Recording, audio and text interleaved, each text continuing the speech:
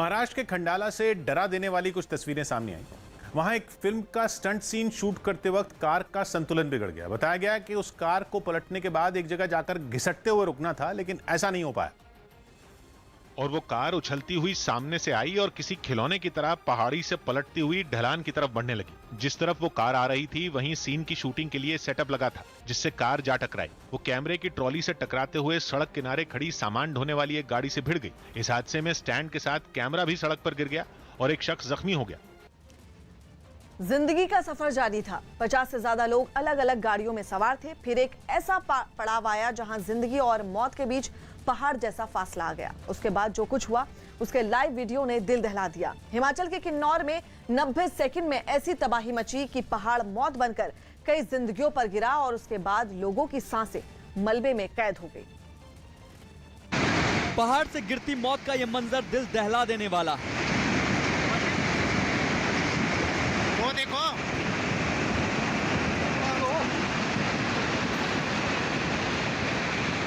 सफर के बीच में हाईवे पर ऐसी आफत बरसी कि सिर्फ 90 सेकंड में सारा मंजर बदल गया। शायद आ गए, शायद पता नहीं। पहाड़ी का हिस्सा दरकने लगा और अचानक बड़े बड़े पत्थर और मलबे का ढेर सड़क पर गिर गया। वो देखो, 1.5 से 2 मिनट में पहाड़ी से इतना मलबा गिरा कि चारों तरफ धुआं उठने लगा।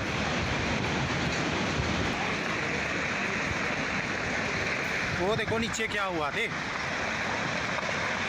जब धुआं छटा तो मालूम हुआ कि इस मलबे के नीचे बस समेत कई वाहन दब गए हैं। वो देखो बस बची। बस को बच गया। ओ पत्थर और देखो, वो देखो। यह घटना हिमाचल के किन्नौर में नेशनल हाईवे 5 पर हुई। एक पहाड़ी का कुछ हिस्सा पत्थर और मलबे की शक्ल में गिरने लगा। लोगों को लगा कि मानसून में ऐसी लैंडस्लाइड की घटनाएं होती रहती हैं, थोड़ी ही देर में मलबा गिरना बंद हो जाएगा, लेकिन ऐसा नहीं हुआ। कुछ ही देर में पहाड़ का बड़ा हिस्सा टुकड़े टुकड़े होकर सड़क पर आ गिरा। चश्मदीदों के मुताबिक हिमाचल के किन्नौर में जिस वक्त पहाड़ी का एक बड़ा हिस्सा टूटकर सड़क पर गिरा, उस वक्त सड़क के दोनों तरफ कई गाड़ियां इधर उधर जा रही थी। लेकिन जब ये पहाड़ी का हिस्सा अचानक से सड़क पर आ गिरा तो सभी गाड़ियां एक जगह पर रुक गईं। सभी ने सोचा कि पहाड़ी से छोटे छोटे पत्थर के टुकड़े गिर रहे हैं, लेकिन अचानक से एक बड़ा हिस्सा टूटकर सड़क पर आ गया। किसी को इस बात का अंदाज़ा तक नहीं था। इस दौरान हिमाचल परिवहन निगम की बस के अलावा कई गाड़ियां मलबे के नीचे दब गए। सभी को लगा कि थोड़ी देर बाद लैंडस्लाइड रुक जाएगा, लेकिन ये सब इतनी तेजी से हुआ कि किसी को भी गाड़ी से बाहर निकलने का मौका तक नहीं मिला। आंखों के सामने पहाड़ गिरने वाला यह हादसा किन्नौर के निगुलसरी में हुआ। स्थानीय प्रशासन के मुताबिक राज्य परिवहन निगम की एक बस किन्नौर से हरिद्वार जा रही थी। उसमें करीब 40 लोग सवार थे। उस बस के ठीक पीछे करीब 6-7 गाड़ियां थी। जिस वक्त पहाड़ का बड़ा हिस्सा मलबे की शक्ल में गिरा, उस समय बस ड्राइवर गाड़ी को पीछे नहीं कर सका।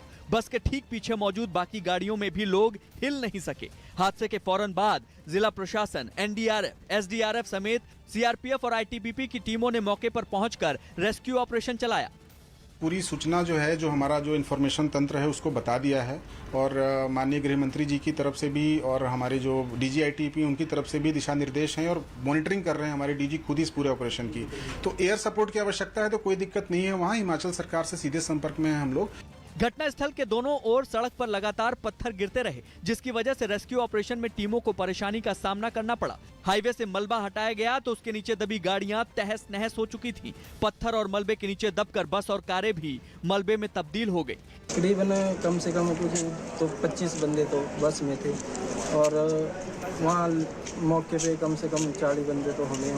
सारी 3-4 गाड़ियाँ, छोटी गाड़ियाँ भी लगी हुई थी, एक ट्रैक्स भी लगी हुई थी, जो कि सारी दबी गाड़ियाँ। चश्मदीदों के मुताबिक कुछ लोग मलबा गिरने के दौरान सड़क के दोनों छोर पर लोगों को संभावित खतरे से बचाने के लिए खड़े हो गए, लेकिन कई गाड़ियां धीरे धीरे मलबे वाली जगह से निकलने की कोशिश करने लगी। इसी दौरान पहाड़ से मलबा गिरा। किन्नौर हादसे को लेकर केंद्र सरकार भी एक्शन में दिखी। हादसे के कुछ देर बाद ही प्रधानमंत्री मोदी ने हिमाचल प्रदेश के मुख्यमंत्री जयराम ठाकुर से बात की। पीएम ने ट्वीट के जरिए बताया, रेस्क्यू ऑपरेशन से जुड़ी हर तरह की मदद उपलब्ध कराई जा रही है। गृह मंत्री अमित शाह ने भी ट्वीट के जरिए बताया कि आईटीबीपी की टीमें रेस्क्यू में जुटी हैं। लोगों की जान बचाने के लिए मौके पर मेडिकल उपचार समेत अस्पतालों में बेहतर इलाज के निर्देश दिए गए हैं। यह हादसा ऐसी जगह पर हुआ जहां हाईवे के ठीक बराबर में बेहद गहरी खाई थी और पास में सतलुज नदी बह रही है, इसलिए हादसे के बाद किसी भी गाड़ी को जल्दी से मोड़ना मुमकिन नहीं था।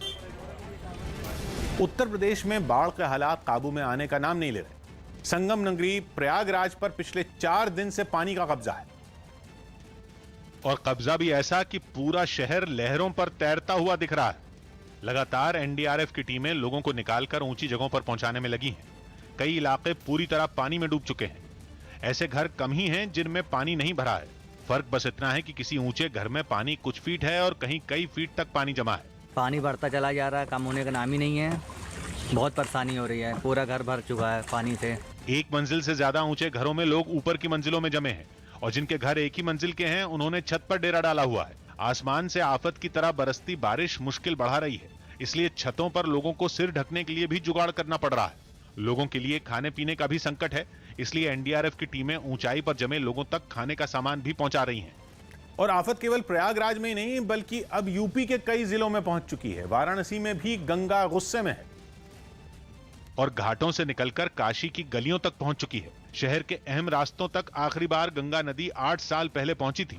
2013 के बाद अब गंगा 2021 में जब खतरे के निशान को पार कर गई तो बीएचयू ट्रामा सेंटर तक भी पहुंच गई और लगातार बनारस में गंगा का जल स्तर बढ़ रहा है।